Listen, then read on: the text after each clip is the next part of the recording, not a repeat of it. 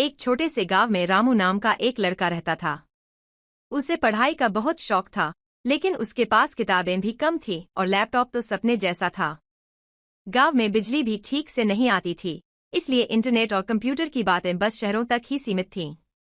रामू की जिज्ञासा इतनी अधिक थी कि वह मिट्टी से खिलौने बनाकर खेलता और नई चीजें सोचता रहता। एक दिन उसने अपने दादा से पूछा, दादाजी, क्या मैं भी एक दिन लैपटॉप चला पाऊंगा? दादा मुस्कुराए और बोले, अगर तुम ठान लो तो कुछ भी कर सकते हो। रामू ने तय कर लिया कि वह अपने हाथों से लैपटॉप बनाएगा। लेकिन लकड़ी या धातु से बनाना मुश्किल था, इसलिए उसने गांव की मिट्टी से एक मॉडल बनाना शुरू किया। धीरे धीरे उसने एक स्क्रीन जैसी आकृति बनाई, मिट्टी के छोटे छोटे टुकड़ों से कीबोर्ड उकेरा और ट्रैकपैड भी बनाया।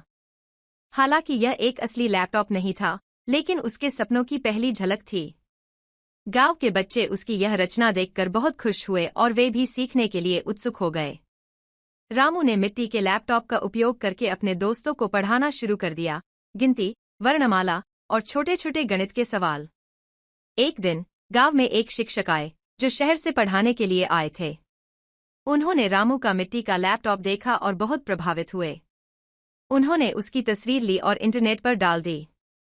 यह कहानी बहुत लोगों तक पहुंची और कुछ दयालु लोगों ने मिलकर रामू के लिए एक असली लैपटॉप भिजवा दिया। अब रामू के पास सचमुच का लैपटॉप था, लेकिन उसने मिट्टी के लैपटॉप को नहीं छोड़ा।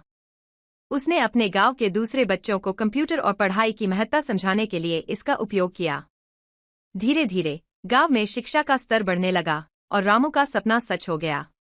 इस कहानी से हमें यह सीखने को मिलता है कि यदि हमारे पास संसाधन नहीं हैं, तो भी हम अपनी कल्पना और मेहनत से कुछ नया कर सकते हैं।